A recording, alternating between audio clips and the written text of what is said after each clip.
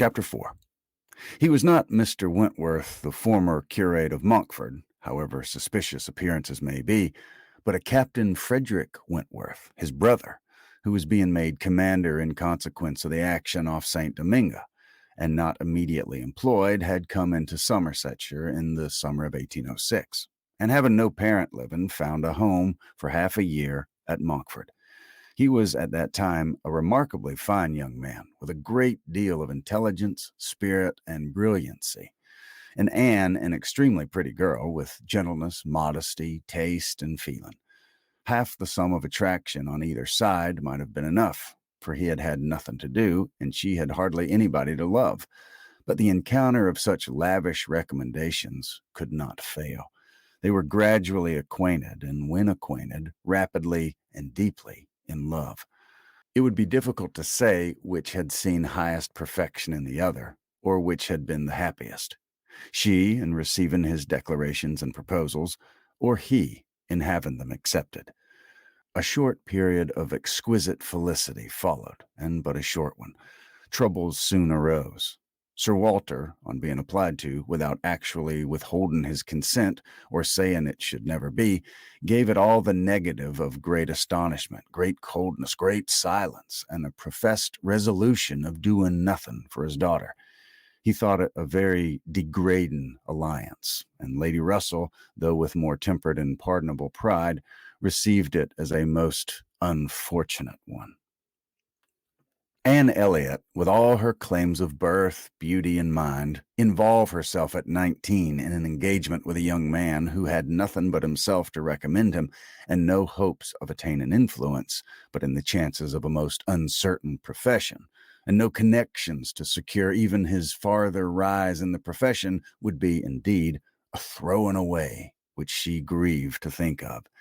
Anne Elliot, so young, known to so few, to be snatched off by a stranger without alliance or fortune, or rather sunk by him into a state of most wearing, anxious, youth-killing dependence. It must not be. If by any fair interference of friendship, any representations from one who had almost a mother's love and mother's rights, it would be prevented. Captain Wentworth had no fortune.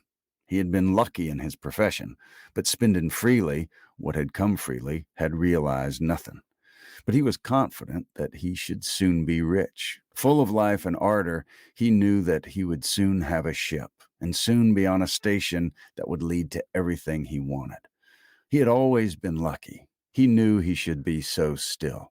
Such confidence, powerful in its own warmth, and bewitching in the wit with which often expressed it, must have been enough for Anne. But Lady Russell saw it very differently. His sanguine temper and fearlessness of mind operated very differently on her. She saw in it but an aggravation of the evil. It only added a dangerous character to himself. He was brilliant. He was headstrong.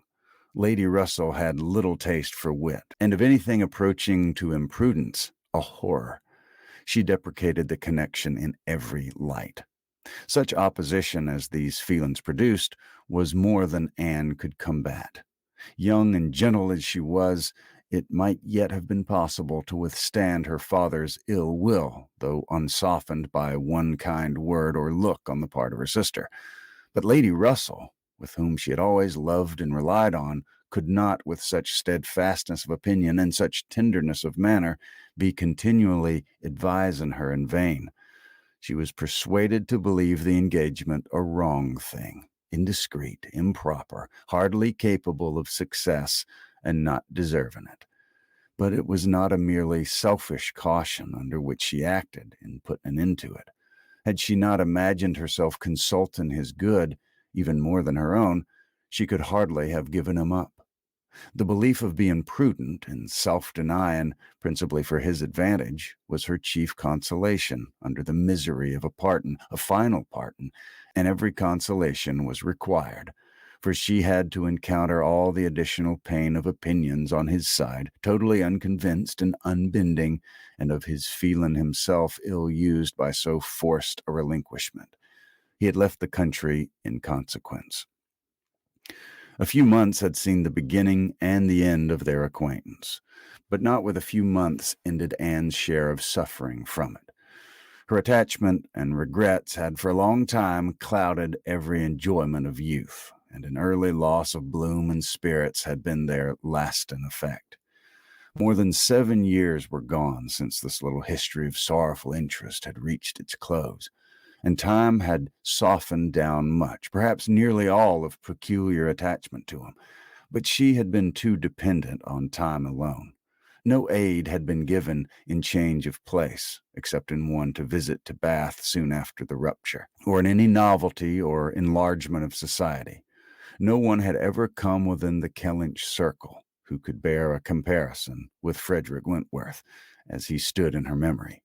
No second attachment, the only thoroughly natural, happy, and sufficient cure at her time of life, had been possible to the nice tone of her mind and the fastidiousness of her taste in the small limits of the society around them.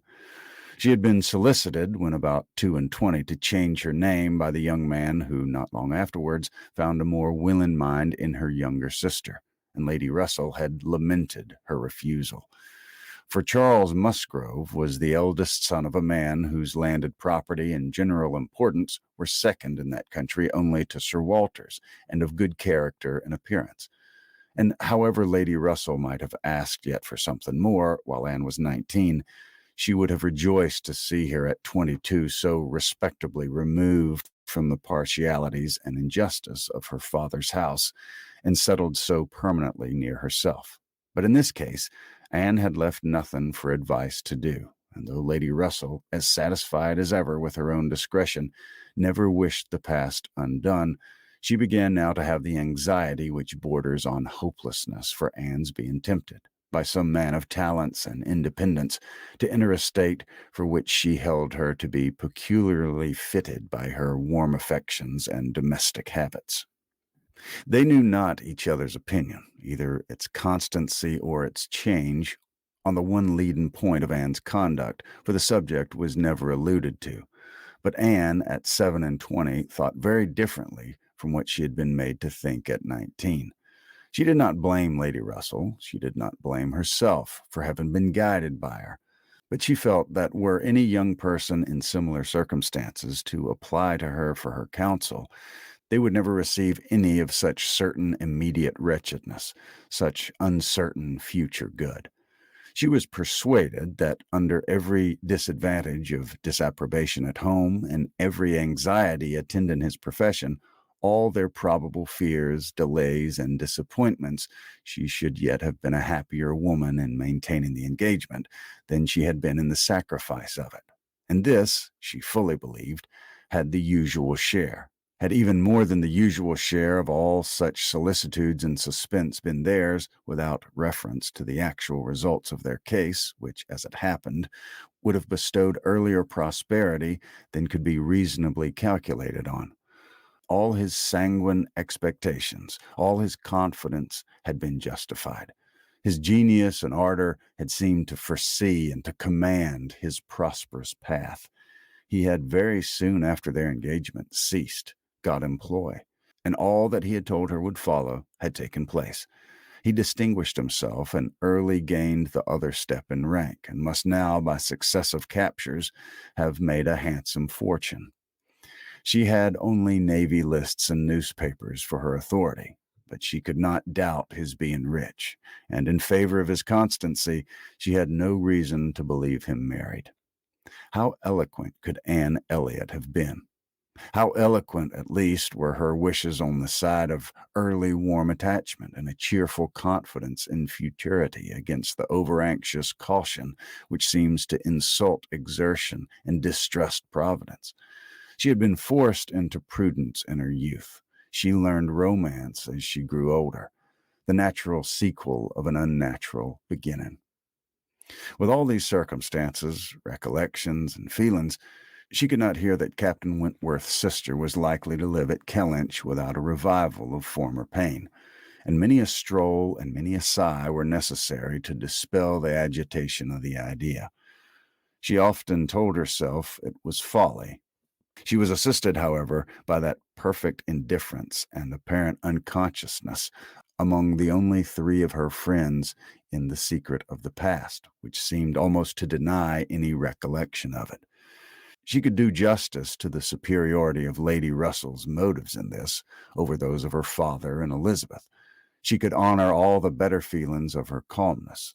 But the general air of oblivion among them was highly important from whatever it sprung, and in the event of Admiral Crofts really taking Kellynch Hall, she rejoiced anew over the conviction which had always been most grateful to her, of the past being known to these three only among her connections, by whom no syllable, she believed, would ever be whispered, and in the trust that among his, the brother only with whom he had been residing had received any information of their short-lived engagement.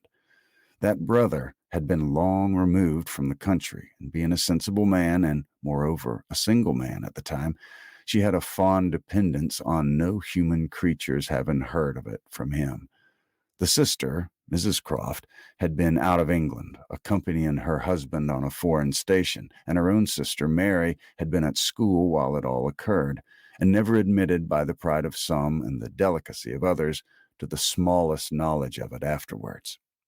With these supports, she hoped that the acquaintance between herself and the Crofts, with Lady Russell, still resident in Kellynch, and Mary, fixed only 3 miles off, must be anticipated, need not involve any particular awkwardness.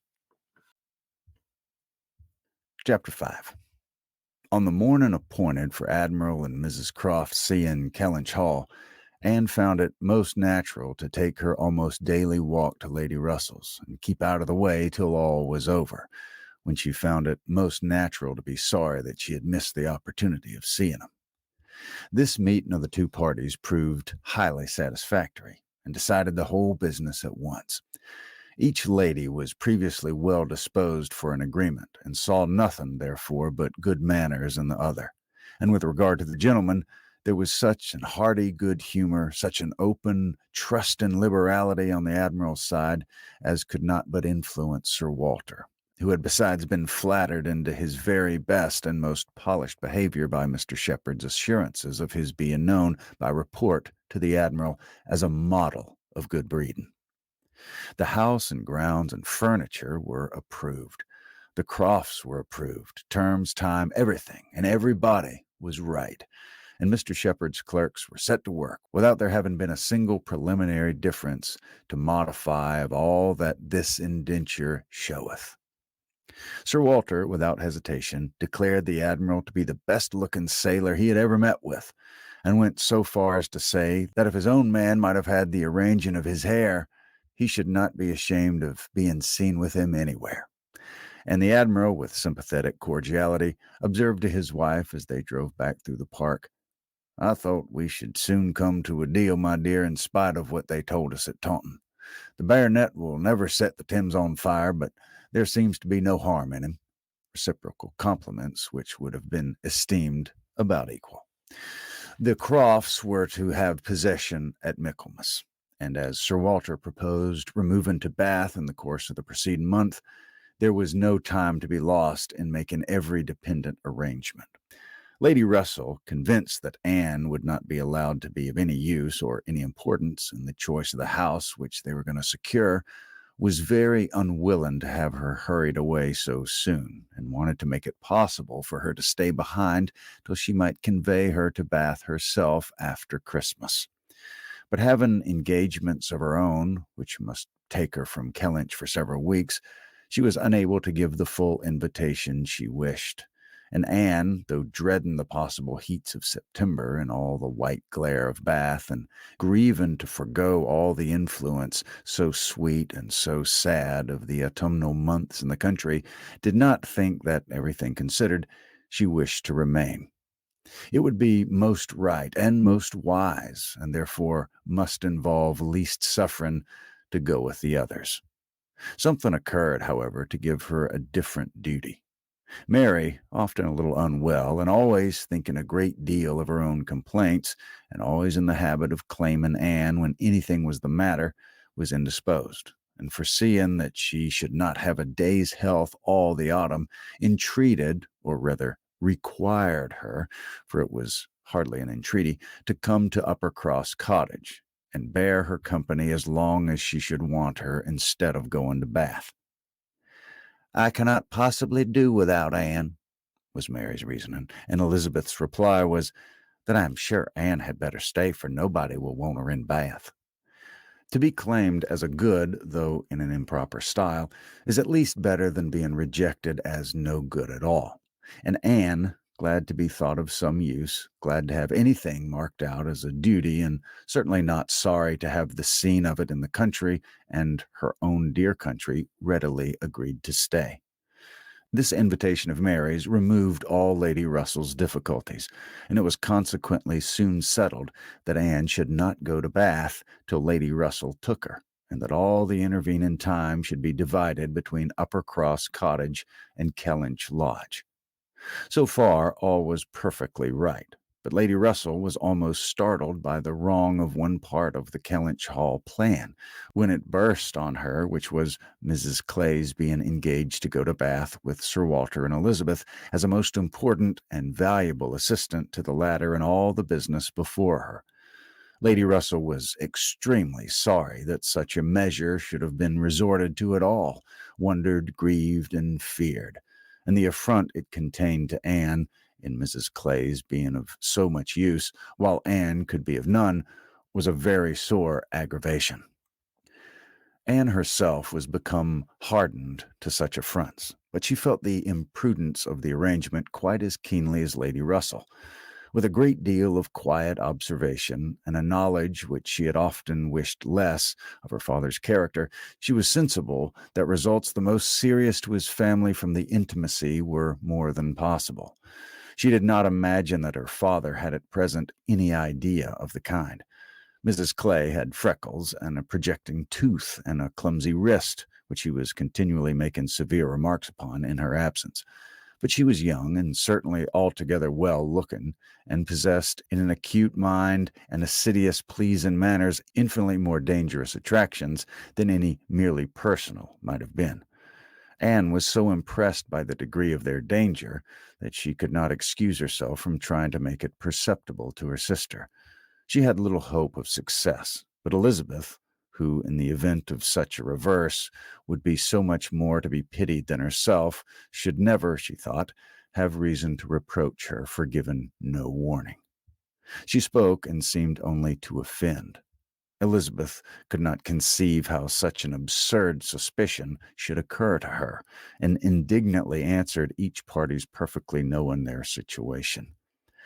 "Mrs. Clay," said she warmly, "never forgets who she is, and as I am rather better acquainted with her sentiments than you can be, I can assure you that upon the subject of marriage they are particularly nice, and that she reprobates all inequality of condition and rank more strongly than most people. And as to my father, I really should not have thought that he, who has kept himself single so long for our sakes, needs be suspected now. If Mrs. Clay were a very beautiful woman, I grant you it might be wrong to have her so much with me. Not that anything in the world, I am sure, would induce my father to make a degrading match, but he might be rendered unhappy. But poor Mrs. Clay, who, with all her merits, can never have been reckoned tolerably pretty, I really think poor Mrs. Clay may be staying here in perfect safety. One would imagine you had never heard my father speak of her personal misfortunes, though I know you must have 50 times. That tooth of hers and those freckles. Freckles do not disgust me so very much as they do him. I have known a face not materially disfigured by a few, but he abominates them. You must have heard him notice Mrs. Clay's freckles." "There is hardly any personal defect," replied Anne, "which an agreeable manner might not gradually reconcile one to." "I think very differently," answered Elizabeth shortly. "An agreeable manner may set off handsome features, but can never alter plain ones. However, at any rate, as I have a great deal more at stake on this point than anybody else can have, I think it rather unnecessary in you to be advising me." Anne had done, glad that it was over and not absolutely hopeless of doing good. Elizabeth, though resenting the suspicion, might yet be made observant by it. The last office of the 4 carriage horses was to draw Sir Walter, Miss Elliot, and Mrs. Clay to Bath. The party drove off in very good spirits.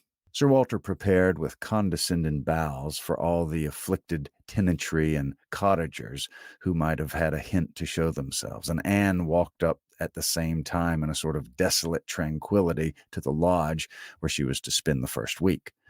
Her friend was not in better spirits than herself. Lady Russell felt this breakup of the family exceedingly.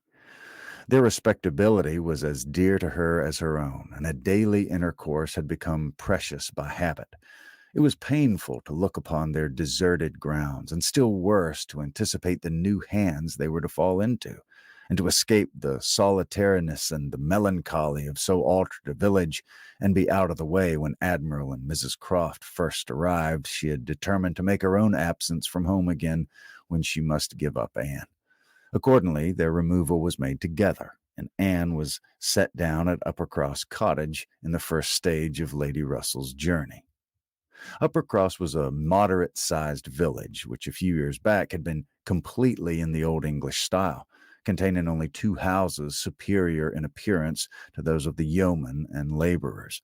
The mansion of the squire, with its high walls, great gates, and old trees, substantial and unmodernized, and the compact, tight parsonage, enclosed in its own neat garden, with a vine and a pear tree trained round its casements, but upon the marriage of the young squire it had received the improvement of a farmhouse elevated into a cottage for his residence, and Uppercross Cottage, with its veranda, French windows, and other prettiness, was quite as likely to catch the traveller's eye as the more consistent and considerable aspect and premises of the great house about a quarter of a mile farther on. Here Anne had often been staying. She knew the ways of Uppercross as well as those of Kellynch. The 2 families were so continually meeting, so much in the habit of running in and out of each other's houses at all hours, that it was rather a surprise to find Mary alone. But being alone, her being unwell and out of spirits, was almost a matter of course. Though better endowed than her elder sister, Mary had not Anne's understanding nor temper. While well and happy and properly attended to, she had great good humor and excellent spirits. But any indisposition sunk her completely. She had no resources for solitude, and inheriting a considerable share of the Elliot self-importance, was very prone to add to every other distress that of fancying herself neglected and ill-used. In person, she was inferior to both sisters, and had, even in her bloom, only reached the dignity of being a fine girl. She was now lying on the faded sofa of the pretty little drawing-room, the once elegant furniture of which had been gradually growing shabby under the influence of 4 summers and 2 children, and on Anne's appearing, greeted her with, "So you're come at last. I began to think I should never see you again. I'm so ill I can hardly speak. I have not seen a creature the whole morning." "Well, I'm sorry to find you unwell," replied Anne. "You sent me such a good account of yourself on Thursday." "Yes, I made the best of it. I always do, but I was very far from well at the time, and I do not think I was ever so ill in all my life as I've been all this morning. Very unfit to be alone, I'm sure. Suppose I were to be seized all of a sudden in some dreadful way, and not able to ring the bell, so Lady Russell would not get out. I do not think she has been in this house 3 times this summer." Anne said what was proper, and inquired after her husband. "Oh, Charles is out shooting. I haven't seen him since 7 o'clock. He would go, though I told him how ill I was. He said he should not stay out long, but he's never come back, and now it's almost 1. I assure you I haven't seen a soul this whole morning." "You have your little boys with you?" "Yes, as long as I could bear their noise, but they're so unmanageable that they do me more harm than good. Little Charles does not mind a word I say, and Walter is growing quite as bad." "Well, you'll soon be better now," replied Anne cheerfully. "You know I always cure you when you come. How are your neighbors at the great house?" "I can give you no account of them. I have not seen one of them today except Mr. Musgrove, who stopped and spoke through the window, but without getting off his horse. And though I told him how ill I was, not one of them have been near me. It did not happen to suit Miss Musgroves, I suppose, and they never put themselves out of their way. You'll see 'em yet, perhaps before the morning's gone. It's early. I never want 'em, I assure you. They talk and laugh a great deal too much for me. Oh, Anne, I'm so very unwell. It's quite unkind of you not to come on Thursday. My dear Mary, recollect what a comfortable account you sent of yourself. You wrote in the cheerfulest manner and said you were perfectly well and in no hurry for me. And that being the case, you must be aware that my wish would be to remain with Lady Russell to the last. And besides what I felt on her account, I have really been so busy, have had so much to do, that I could not very conveniently have left Kellynch sooner. Dear me, what could you possibly have to do? A great many things, I assure you. More than I can recollect in a moment, but I can tell you some. I've been making a duplicate of the catalog of my father's books and pictures. I have been several times in the garden with Mackenzie, trying to understand and make him understand which of Elizabeth's plants are for Lady Russell. I have had all my own little concerns to arrange, books and music to divide, and all my trunks to repack, from not having understood in time what was intended as to the wagons. And one thing I have had to do, Mary, of a more trying nature, go into almost every house in the parish as a sort of take leave. I was told that they wished it, but all these things took up a great deal of time. Oh, well, and after a moment's pause, but you've never asked me one word about our dinner at the Pools yesterday. Did you go then? I've made no inquiries because I concluded you must have been obliged to give up the party. Oh, yes, I went. I was very well yesterday. Nothing at all the matter with me till this morning. It would have been strange if I had not gone. Well, I'm very glad you're well enough, and I hope you had a pleasant party. Yeah, nothing remarkable. One always knows beforehand what the dinner will be and who will be there, and so is very uncomfortable not having a carriage of one's own. Mr. and Mrs. Musgrove took me, and we were all so crowded. They're both so very large and take up so much room, and Mr. Musgrove always sits forward, so there was I, crowded into the back seat with Henrietta and Louise, and I think it very likely that my illness today may be owing to it. A little further perseverance and patience and forced cheerfulness on Anne's side produced nearly a cure on Mary's. She could soon sit upright on the sofa and began to hope she might be able to leave it by dinner time. Then, forgetting to think of it, she was at the other end of the room beautifying a nosegay. Then she ate her cold meat, and then she was well enough to propose a little walk. "Where shall we go?" said she while they were ready. "I suppose you'll not like to call at the great house before they've been to see you." "I have not the smallest objection on that account," replied Anne. "I should never think of standing on such ceremony with people I know so well as Mrs. and the Miss Musgroves." "Oh, but they ought to call upon you as soon as possible. They ought to feel what is due to you as my sister. However, we may as well go and sit with them a while, and when we have had that over, we can enjoy our walk." Anne had always thought such a style of intercourse highly imprudent, and she had ceased to endeavor to check it, from believing that, though there were on each side continual subjects of offense, neither family could now do without it. To the great house, accordingly, they went, to sit the full half hour in the old-fashioned square parlor, with a small carpet and shining floor, to which the present daughters of the house were gradually given the proper air of confusion by a grand pianoforte and a harp, flower stands, and little tables placed in every direction. Oh, could the originals of the portraits against the wainscot, could the gentlemen in brown velvet and the ladies in blue satin have seen what was going on, have been conscious of such an overthrow of all order and neatness, the portraits themselves seemed to be staring in astonishment. The Musgroves, like their houses, were in a state of alteration, perhaps of improvement. The father and mother were in the old English style, and the young people in the new. Mr. and Mrs. Musgrove were a very good sort of people, friendly and hospitable, not much educated, and not at all elegant. Their children had more modern minds and manners. There was a numerous family, but the only two grown up, excepting Charles, were Henrietta and Louisa, young ladies of 19 and 20, who had brought from school at Exeter all the usual stock of accomplishments, and were now, like thousands of other young ladies, living to be fashionable, happy, and merry. Their dress had every advantage. Their faces were rather pretty. their spirits extremely good, their manner unembarrassed and pleasant. They were of consequence at home and favorites abroad. Anne always contemplated them as some of the happiest creatures of her acquaintance, but still, saved as we all are by some comfortable feeling of superiority from wishing for the possibility of exchange, she would not have given up her own more elegant and cultivated mind for all their enjoyments, and envied 'em nothing but that seemingly perfect good understanding and agreement together, that good-humored mutual affection of which she had known so little herself with either of her sisters. They were received with great cordiality. Nothing seemed amiss on the side of the great house family, which was generally, as Anne very well knew, the least to blame. The half hour was chatted away pleasantly enough, and she was not at all surprised at the end of it to have their walking party joined by both the Miss Musgroves at Mary's particular invitation. Chapter 6. Anne had not wanted this visit to Uppercross to learn that a removal from one set of people to another, though at a distance of only 3 miles, will often include a total change of conversation, opinion, and idea.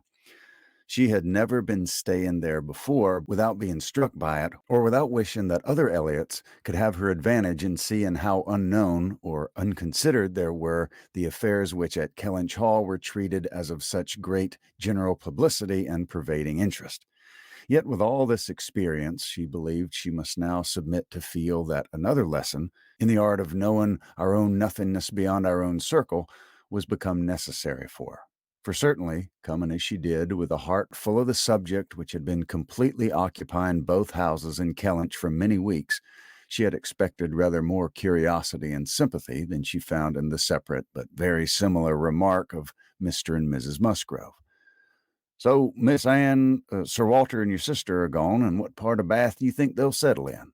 And this without much waiting for an answer, or in the young lady's addition of, "I hope we shall be in Bath in the winter, but remember, Papa, if we do go, we must be in a good situation. None of your queen squares for us." Or in the anxious supplement from Mary of, "Upon my word, I shall be pretty well off when you're all gone away to be happy at Bath." She could only resolve to avoid such self-delusion in future, and think with heightened gratitude of the extraordinary blessing of having one such truly sympathizing friend as Lady Russell. The Mr. Musgroves had their own game to guard and to destroy, their own horses, dogs, and newspapers to engage them, and the females were fully occupied in all other common subjects of housekeeping, neighbors, dress, dancing, and music. She acknowledged it to be very fitting that every little social commonwealth should dictate its own matters of discourse, and hoped ere long to become a not unworthy member of the one she was now transplanted into. With the prospect of spending at least 2 months at Uppercross, it was highly incumbent on her to clothe her imagination, her memory, and all her ideas in as much of Uppercross as possible. She had no dread of these 2 months. Mary was not so repulsive and unsisterly as Elizabeth, nor so inaccessible to all influence of hers. Neither was there anything among the other component parts of the cottage inimical to comfort. She was always on friendly terms with her brother-in-law, and in the children, who loved her nearly as well and respected her a great deal more than their mother, she had an object of interest, amusement, and wholesome exertion. Charles Musgrove was civil and agreeable. In sense and in temper he was undoubtedly superior to his wife, but not of powers or conversation or grace to make the past, as they were connected together, at all a dangerous contemplation, though at the same time Anne could believe, with Lady Russell, that a more equal match might have greatly improved him, and that a woman of real understanding might have given more consequence to his character and more usefulness, rationality, and elegance to his habits and pursuits. As it was, he did nothing with much zeal but sport, and his time was otherwise trifled away without benefit from books or anything else. He had very good spirits, which never seemed much affected by his wife's occasional lowness, bore with her unreasonableness sometimes to Anne's admiration, and upon the whole, though there were very often a little disagreement, in which she had sometime more share than she wished, being appealed to by both parties, they might pass for a happy couple. They were always perfectly agreed in the want of more money and a strong inclination for a handsome present from his father. But here, as on most topics, he had the superiority. For while Mary thought it a great shame that such a present was not made, he always contended for his father as having many other uses for his money and a right to spend it as he liked. As to the management of their children, his theory was much better than his wife's, and his practice not so bad. "I could manage 'em very well if it were not for Mary's interference," was what Anne often heard him say, and had a good deal of faith in. But when listening in turn to Mary's reproach of, "Charles spoils the children so that I can't get 'em into any order," she never had the smallest temptation to say, "Very true." One of the least agreeable circumstances of her residence there was being treated with too much confidence by all parties, and being too much in the secret of the complaints of each house. Known to have some influence with her sister, she was continually requested, or at least receiving hints to exert it, beyond what was practicable. "I wish you could persuade Mary not to be always fancying herself ill," was Charles's language, and in an unhappy mood thus spoke Mary. "I do believe if Charles were to see me dying, he would not think there was anything the matter with me. I'm sure, Anne, if you would, you might persuade him that I'm really very ill, a great deal worse than I ever own." Mary's declaration was, "I hate sending the children to the great house, though their grandmama is always wanting to see 'em, for she humors and indulges 'em to so much a degree and gives 'em so much trash and sweet things that they're sure to come back sick and cross for the rest of the day." And Mrs. Musgrove took the first opportunity of being alone with Anne to say, "Oh, Miss Anne, I can't help wishing Mrs. Charles had a little of your method with those children. They're quite different creatures with you, but to be sure, in general, they are so spoilt. It's a pity you can't put your sister in the way of managing them. They're as fine, healthy children as were ever seen, poor little dears, without partiality. But Mrs. Charles knows no more how they should be treated. Bless me, how troublesome they are sometimes. I assure you, Miss Anne, it prevents my wishing to see 'em at our house so often as I otherwise should. I believe Mrs. Charles is not quite pleased with my not inviting 'em oftener. But you know it's very bad to have children with one that is obligated to be checking every moment. Don't do this and don't do that, or one can only keep in tolerable order by more cake than is good for 'em." She had this communication, moreover, from Mary. "Mrs. Musgrove thinks all her servants so steady that it would be high treason to call it in question. But I'm sure, without exaggeration, that her upper house maid and laundry maid, instead of being in their business, are gadding about the village all day long.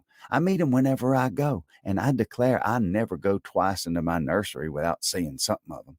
If Jemima were not the trustiest, steadiest creature in the world, it would be enough to spoil her, for she tells me they're always tempting her to take a walk with them." And on Mrs. Musgrove's side it was, "I make a rule of never interfering with any of my daughter-in-law's concerns, for I know it would not do. But I shall tell you, Miss Anne, because you may be able to set things to rights, that I have no very good opinion of Mrs. Charles's nursery maid. I hear strange stories of her. She's always upon the gad, and from my own knowledge I can declare she is such a fine dressing lady that she's enough to ruin any servant she comes near. Mrs. Charles quite swears by her, I know, but I just give you this hint, that you may be upon the watch, because if you see anything amiss, you need not be afraid of mentioning it." Again, it was Mary's complaint that Mrs. Musgrove was very apt not to give her the precedence that was her due, and they dined at the guest house with other families, and she did not see any reason why she was to be considered so much at home as to lose her place. And one day, when Anne was walking with only the Musgroves, one of them, after talking of rank, people of rank, and jealousy of rank, said, "I have no scruple of observing to you how nonsensical some persons are about their place, because all the world knows how easy and indifferent you are about it. But I wish anybody would give Mary a hint that it would be a great deal better if she were not so very tenacious, especially if she would not be always putting herself forward to take place of Mamma. Nobody doubts her right to have precedence of Mama, but it would be more becoming in her not to be always insisting on it. It's not that Mama cares about it the least in the world, but I know it's taken notice of by many persons. How was Anne to set all these matters to rights? She could do little more than listen patiently, soften every grievance, and excuse each to the other, give them all the hints of the forbearance necessary between such near neighbors, and make those hints broadest which were meant for her sister's benefit. In all other respects, her visit began and proceeded very well. Her own spirits improved by change of place and subject, by being removed 3 miles from Kellynch. Mary's ailments lessened by having a constant companion, and their daily intercourse with the other family, since there was neither superior affection, confidence, nor employment in the cottage, to be interrupted by it was rather an advantage. It was certainly carried away nearly as far as possible, for they met every morning and hardly ever spent an evening asunder. But she believed that they should not have done so well without the sight of Mr. and Mrs. Musgrove's respectable forms in the usual places, or without the talking, laughing, and singing of their daughters. She played a great deal better than either of the Miss Musgroves. But having no voice, no knowledge of the harp, and no fond parents to sit by and fancy themselves delighted, her performance was little thought of, only out of civility, or to refresh the others, as she was well aware. She knew that when she played, she was given pleasure only to herself, but this was no new sensation. Except in one short period of her life, she had never, since the age of 14, never since the loss of her dear mother, known the happiness of being listened to or encouraged by any just appreciation or real taste. In music, she had always been used to feel alone in the world. Mr. and Mrs. Musgrove's fond partiality for their own daughter's performance and total indifference to any other person's gave her much more pleasure for their sakes than mortification for her own.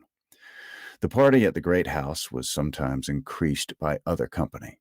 The neighborhood was not large, but the Musgroves were visited by everybody, and had more dinner parties and more callers, more visitors by invitation and by chance than any other family. They were more completely popular. The girls were wild for dancing, and the evenings ended occasionally in an unpremeditated little ball. There was a family of cousins within a walk of Uppercross in less affluent circumstances who depended on the Musgroves for all their pleasures. They would come at any time and help play at anything or dance anywhere, and Anne, very much preferring the office of musician to a more active post, played country dances to them by the hour together, a kindness which always recommended her musical powers to the notice of Mr. and Mrs. Musgrove more than anything else, and often drew this compliment: "Well done, Miss Anne, very well indeed. Lord bless me, how those little fingers of yours fly about." So passed the first 3 weeks. Michaelmas came, and now Anne's heart must be in Kellynch again. A beloved home made over to others. All the precious rooms and furniture, groves and prospects, beginning to own other eyes and other limbs.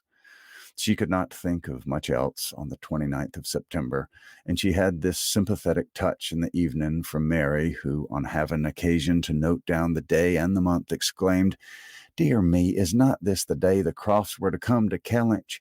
I'm glad I did not think of it before. How low it makes me." The Crofts took possession with true naval alertness, and were to be visited. Mary deplored the necessity for herself. Nobody knew how much she should suffer. She should put it off as long as she could, but it was not easy till she had talked Charles into driving her over on an early day, and was in a very animated, comfortable state of imaginary agitation when she came back. Anne had very precisely rejoiced in there being no means of her going. She wished, however, to see the Crofts, and was glad to be within when the visit was returned. They came. The master of the house was not at home, but the two sisters were together, and as it chanced that Mrs. Croft fell to the share of Anne, while the Admiral sat by Mary and made himself very agreeable by his good-humored notice of her little boys, she was well able to watch for a likeness, and if it failed her in the features, to catch it in the voice, or in the turn of sentiment and expression. Mrs. Croft, though neither tall nor fat, had a squareness, uprightness, and vigor of form which gave importance to her person. She had bright, dark eyes, good teeth, and altogether an agreeable face, though her reddened and weather-beaten complexion, the consequence of her having been almost as much at sea as her husband, made her seem to have lived some years longer in the world than her real 38. Her manners were open, easy, and decided, like one who had no distrust of herself and no doubts of what to do, without any approach to coarseness, however, or any want of good humor. Anne gave her credit, indeed, for feelings of great consideration towards herself in all that related to Kellynch, and it pleased her, especially as she had satisfied herself in the very first half of minute, in the instant even of introduction, that there was not the smallest symptom of any knowledge nor suspicion on Mrs. Croft's side to give a bias of any sort. She was quite easy on that head, and consequently full of strength and courage, till for a moment electrified by Mrs. Croft's suddenly saying, "It was you, and not your sister, I find, that my brother had the pleasure of being acquainted with when he was in this country."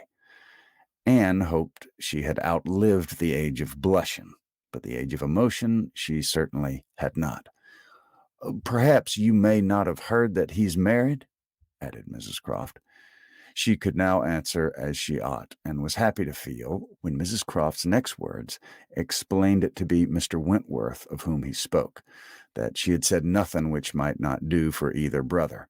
She immediately felt how reasonable it was that Mrs. Croft should be thinking and speaking of Edward, and not of Frederick, and with shame at her own forgetfulness applied herself to the knowledge of their former neighbor's present state with proper interest. The rest was all tranquillity, till just as they were moving, she heard the Admiral say to Mary, "We're expecting a brother of Mrs. Croft's here soon. I dare say you know him by name." He was cut short by the eager attacks of the little boys, clinging to him like an old friend, and declaring he should not go, and being too much engrossed by proposals of carrying them away in his coat pockets to have another moment for finishing or recollection what he had begun. Anne was left to persuade herself, as well as she could, that the same brother must still be in question. She could not, however, reach such a degree of certainty as not to be anxious to hear whether anything had been said on the subject at the other house where the Crofts had previously been calling. The folks of the great house were to spend the evening of this day at the cottage, and it now being too late in the year for such visits to be made on foot, the coach was beginning to be listened for when the youngest Miss Musgrove walked in. That she was coming to apologize, and that they should have to spend the evening by themselves, was the first black idea, and Mary was quite ready to be affronted when Louisa made all right by saying she had only come on foot to leave more room for the harp which was bringing in the carriage. "And I will tell you our reason," she added, "and all about it. I am come to give you notice that Mamma and Papa are out of spirits this evening, especially Mamma. She's thinking so much of poor Richard, and we agreed it would be best to have the harp, for it seems to amuse her more than the pianoforte. I will tell you why she's out of spirits. When the Crofts called this morning, they called here afterwards, did they not? They happened to say that her brother, Captain Wentworth, is just returned to England, or paid off, or something, and is coming to see him almost directly. And most unluckily it came into Mamma's head when they were gone that Wentworth, or something very like it, was the name of poor Richard's captain at one time.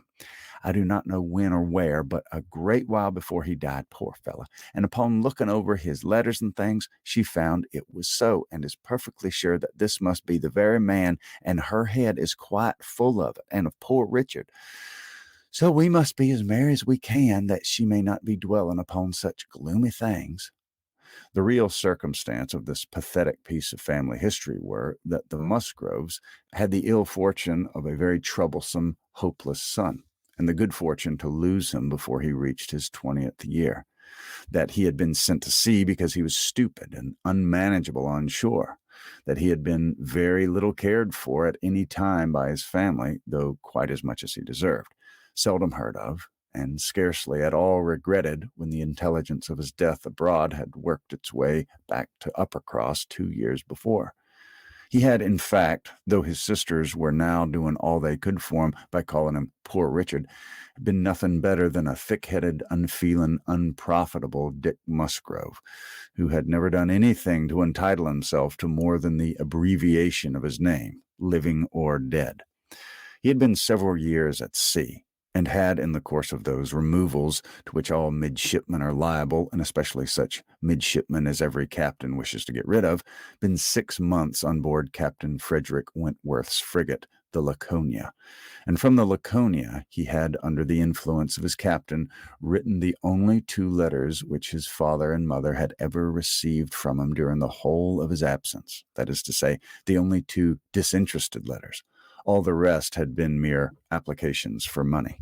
In each letter he had spoken well of his captain, but yet so little were they in the habit of attending to such matters, so unobservant and incurious they were as to the names of men or ships, that it had made scarcely any impression at the time, and that Mrs. Musgrove should have been suddenly struck this very day with a recollection of the name of Wentworth as connected with her son seemed one of those extraordinary bursts of mind which do sometimes occur. She had gone to her letters and found it all as she supposed, and the reperusal of these letters after so long an interval, her poor son gone forever, and all the strength of his faults forgotten, had affected her spirits exceedingly, and thrown her into greater grief for him than she had known on first hearing of his death. Mr. Musgrove was in a lesser degree affected likewise, and when they reached the cottage they were evidently in want, first of being listened to anew on the subject, and afterwards of all the relief which cheerful companions could give them. To hear them talking so much of Captain Wentworth, repeating his name so often, puzzling over past years, and at last ascertaining that it probably would, turn out to be the very same Captain Wentworth whom they recollected meeting once or twice after their coming back from Clifton, a very fine young man, they could not say whether it was 7 or 8 years ago, was a sort of trial to Anne's nerves. She found, however, that it was one to which she must inure herself. Since he actually was expected in the country, she must teach herself to be insensible on such points. And not only did it appear that he was expected, and speedily, but the Musgroves, in their warm gratitude for the kindness he had shown poor Dick, and a very high respect for his character, stamped as it was by poor Dick's having been 6 months under his care, and mentioning him in strong, though not perfectly well-spelt praise, as a fine dashing fellow, only too particular about the schoolmaster, were bent on introducing themselves and seeking his acquaintance as soon as they could hear of his arrival. The resolution of doing so helped to form the comfort of their evening.